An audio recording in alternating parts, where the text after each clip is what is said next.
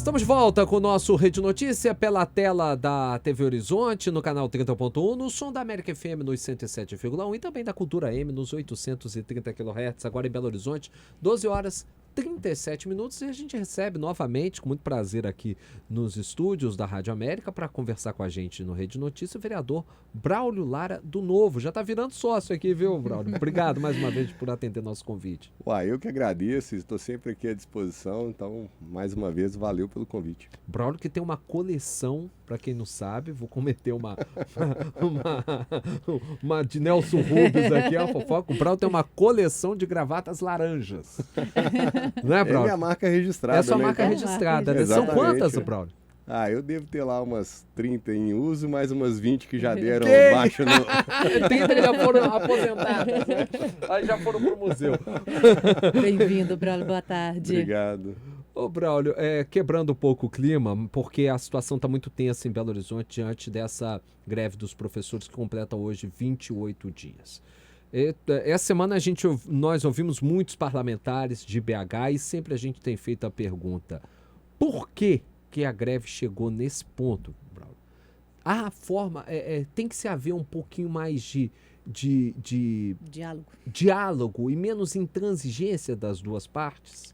Eu entendo que isso é fundamental. A gente precisa de ter, ao invés de muros, ter que ter pontes, né? Ou seja, a gente precisa realmente estabelecer pontos de convergência.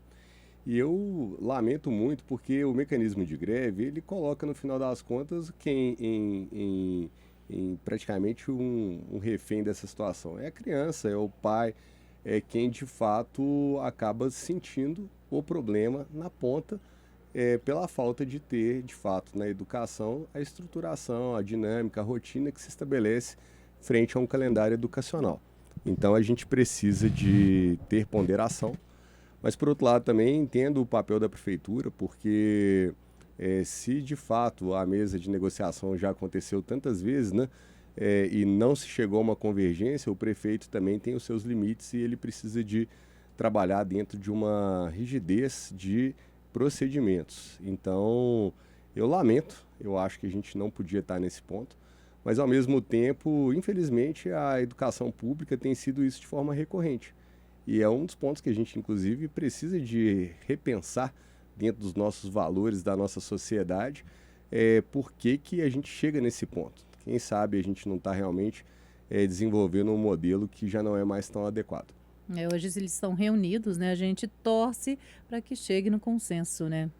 Tem que haver consenso, né? E outra coisa, as finanças públicas, elas precisam de ser respeitadas. Então, muitas vezes, não por esse episódio em específico, mas muitas categorias, às vezes, acentuam muitas discussões sem olhar realmente de uma forma macro o orçamento do governo, de um modo geral, e isso o governante que está ali ele tem que tomar a sua decisão. Ele não pode explodir o valor da folha. E existe uma preocupação, né, Braulio? Até porque a previsão do déficit do orçamento para o ano que vem é de um déficit que a gente nunca viu acontecer em Belo Horizonte, um déficit que ultrapassa a casa de R$500 bilhão.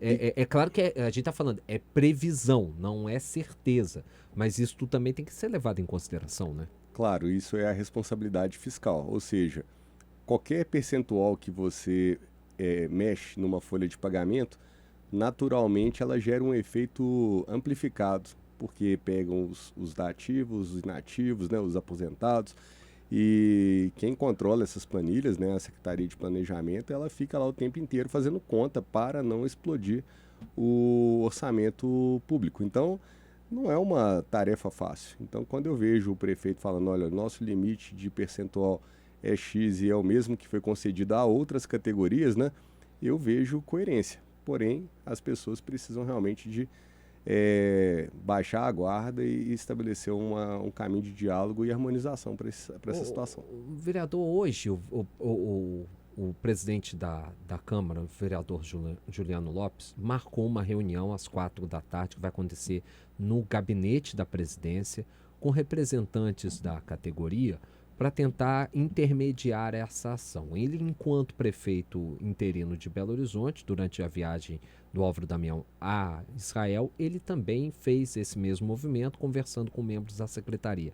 Você acha que, caso não tenhamos uma resposta positiva nessa audiência de conciliação que está acontecendo agora, nesse momento, pode ser a Câmara esse local de se tornar esse árbitro dessa questão e ajudar a aproximar os dois lados e chegar a um entendimento, né? Ser esse mediador?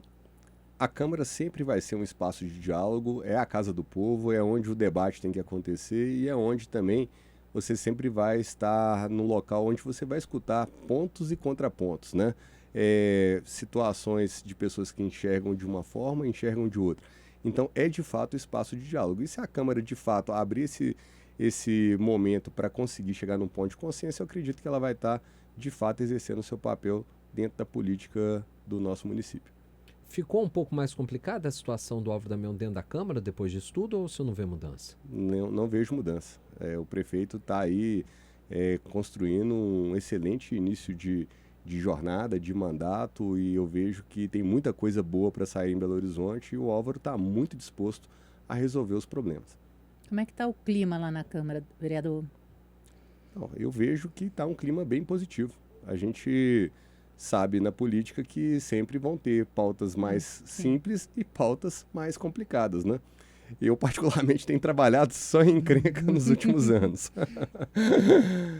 E uma dessas encrencas é esse projeto de lei que foi aprovado em primeiro turno, que determina a responsabilidade de quem é dona da fiação pela fiação solta em Belo Horizonte, né? Então, é um dos problemas mais encrencados que a gente vê na cidade, porque o ouvinte que está nos acompanhando aqui sabe. Se ele já se incomodou algum dia de ver um fio rebentado, um cabo partido perto da sua casa ou de onde trabalha, ele não conseguiu resolver. Não conseguiu resolver. Ele vai, liga para a prefeitura fala que não é com ela, fala para ligar para a CEMIG. Ele liga para a CEMIG fala, não é um cabo elétrico, você tem que ligar para a operadora de telecomunicações. Agora me diga uma coisa, quem, leigo, vai olhar para um cabo preto arrebentado, solto na rua e saber quem que é o dono do cabo? Não tem jeito. A pessoa até atravessa, né, a rua com jeito, medo, né? Não. Uai, mas não é só ter medo do cabo. A gente viu, infelizmente, acidentes com isso. Pessoas vindo e tropeçando no fio. Imagina se fosse sua avó vindo, caminhando na calçada, tropeça no fio. Uma leve queda pode gerar uma fratura, uma situação mais complexa. Então, às vezes, as pessoas ficam minimizando problemas. Esse problema é um problemaço. E eu falo por experiência própria. É difícil de resolver. Sabe por quê? Porque não se sabe quem é que vai pegar o alicate e ir lá e cortar e remover esse lixo que foi abandonado nas nossas ruas. E outra coisa também, né, Braulio? Muitas das vezes esses cabos que acabam sendo rompidos, eles acabam interrompendo serviços que estão sendo pagos pela população, né? É o serviço da internet, é o serviço da luz, seja lá o que for, da telefonia e por aí vai, né? Mas aí que eu tenho uma tese, eu acho que já não é cabo que está servindo ninguém, porque se tivesse interrompendo um serviço, certamente alguém ia ligar desesperado. É lixo mesmo que tá ali. Acabou de parar, eu preciso de solução. Aí acontecem duas situações. Vamos supor que o fio foi furtado, que infelizmente é uma situação que a gente vê na nossa cidade. É mais provável que a operadora mande passar um novo, mas a empresa que passou o novo não retira o velho, porque ela não é paga para retirar o velho. Então já gera aí uma primeira situação. Segunda situação, empresas que operaram no passado com outros padrões de tecnologia abandonaram os cabos, né? Digo aqui da Telemig, da Telemar, da Oi, né, que é uma sequência de administração em cima do mesmo parque de fiação que estava na cidade, esses cabos foram abandonados. Então, quando eles rompem, seja porque apodreceu, pode ser um caminhão de mudança que passou, esbarrou no fio e esse fio ficou rompido, ou foi um furto de cabo, pode ser um monte de coisa. Ninguém vai lá para arrumar. E aí fica aquela história do filho feio que não tem pai, porque ninguém quer assumir a paternidade disso. E o que eu vejo hoje é que a gente chegou numa situação de desordem da ocupação urbana, né, da fiação aérea, que não tem como a prefeitura não agir. Não tem como o prefeito, que eu tenho sempre brincado e falado que o prefeito é o síndico da cidade. Ele tem que ir lá, a figura do prefeito, né, tem que ir lá e chamar todo mundo na mesa e colocar ordem, né, entre as empresas que prestam serviços em Belo Horizonte. Detalhe. O que é o projeto de lei, então, que a gente já conseguiu passar em primeiro turno? é um projeto para dar segurança jurídica para o prefeito, então, chamar todo mundo e colocar todas as empresas na mesa a partir de reclamações que vão chegar dos cidadãos. O que a gente espera? Que dentro dos canais de reclamação da prefeitura, né, no telefone 156 ou no site, no aplicativo, né, o cidadão vai poder chegar e reportar, ó, acaba o partido no lugar tal e essa requisição vai chegar para a prefeitura e a prefeitura vai começar a juntar isso aí e chamar, olha, estou com esses problemas aqui para resolver. Ah, mas não é meu, mas não é meu, mas não é meu, e cada um vai falar que não é, né? Mas então, peraí, então vai ter que ter um jeito de se ratear um custo e mandar uma equipe técnica para lá para sanear a fiação que está rompida. Como nós trabalhamos numa perspectiva de sempre propor solução, estou tentando também pontes com a CEMIG e prefeitura para que se estabeleçam convênios, porque a prefeitura não tem a equipe técnica para saber lidar com fiação, mas a equipe da CEMIG é possível de fazer. Então, tudo que a gente puder fazer para juntar forças agora e sanear a cidade, a gente tem que fazer. Essa é a minha visão, então eu acredito que a gente vai, em breve, começar a ter resultados aí de todo esse esforço. Esforço esse que não começou agora. Eu estou no segundo mandato de vereador, né? Comecei agora, mas foi o primeiro projeto que eu apresentei no mandato anterior, para a gente resolver esse problema. 12h48, a gente vai saber um pouco mais desse projeto e de outros também do vereador Braulio Lara daqui a pouquinho, porque a gente agora vai para um rápido intervalo. Voltamos em instantes.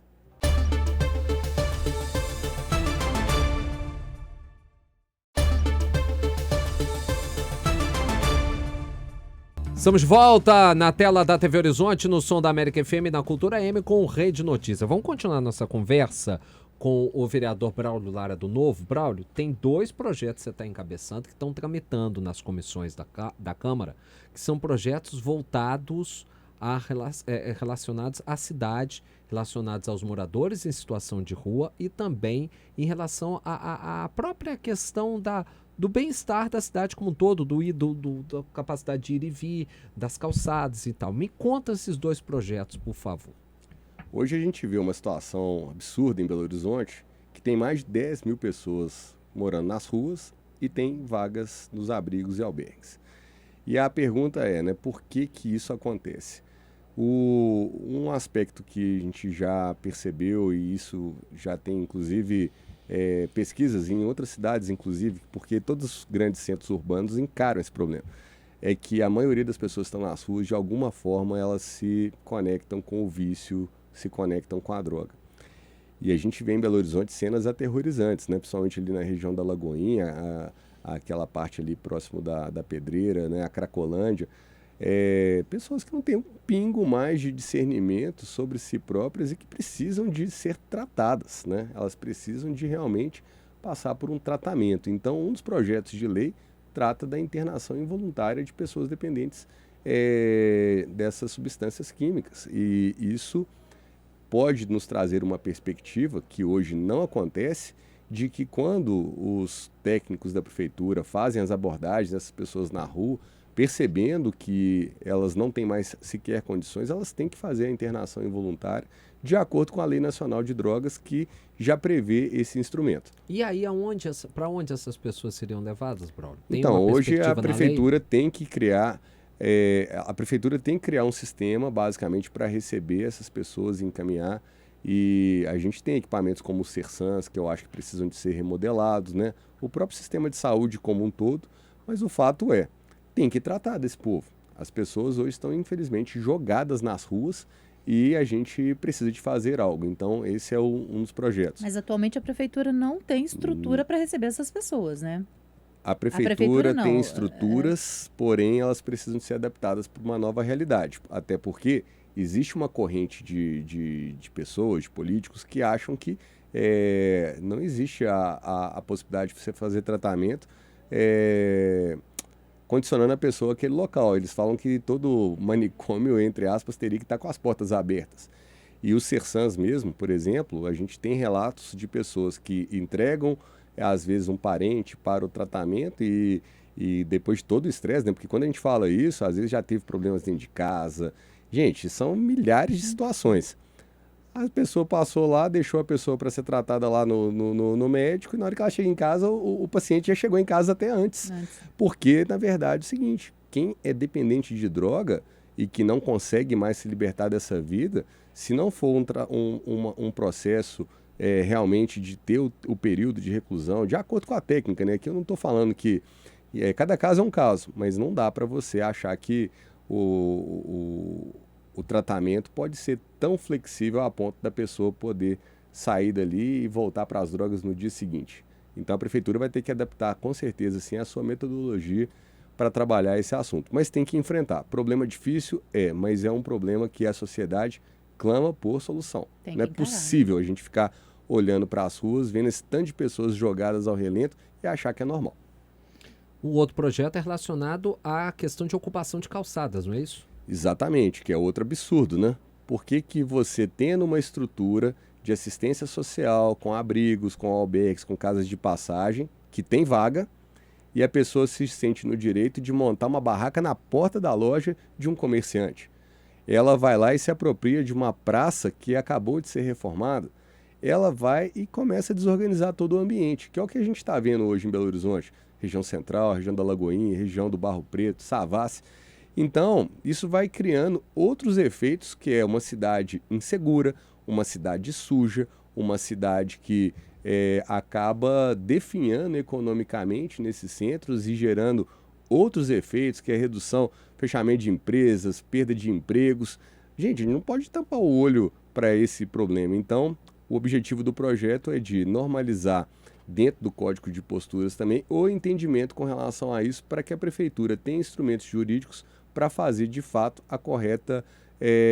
o correto reencaminhamento dessas pessoas para os lugares de referência. Né? Como você falou, né, Bruno? É um absurdo. Agora, tolerar, ao meu ver, barraca no meio da rua, no meio do passeio, atrapalhando todo mundo também, eu acho isso insustentável. Precisamos de agir e por isso o projeto de lei. Quero agradecer ao vereador Braulio Lara, do Novo, por mais uma vez estar aqui conosco. Já se sinta convidado para retornar ao Rede Notícia. Mais uma vez, obrigado por participar com a gente. Eu que agradeço. Obrigada, Braulio. Obrigado pela disponibilidade de vir aqui falar sobre esses projetos para a nossa cidade que são tão importantes, viu? Valeu, muito obrigado e sempre à disposição para a gente melhorar a nossa cidade. Rede Notícia está ficando por aqui. Quero te fazer o convite para você acessar nossas redes sociais. Você já conhece nosso canal no YouTube? Já somos mais de 5 mil inscritos e estamos esperando você. Acesse lá, @Rede Notícia TVH. Se inscreva, ative as notificações e você pode ver as íntegras do programa, a íntegra das entrevistas e também os nossos cortes, os shorts. Estou te esperando por lá. Acesse também nosso Instagram, Rádio América Oficial, TV Horizonte Oficial. A gente fica por aqui, você vai ficar com as notícias do esporte com o Júnior Brasil. Bom fim de semana e até segunda-feira. Fique com Deus, uma boa sexta, bom fim de semana, até segunda.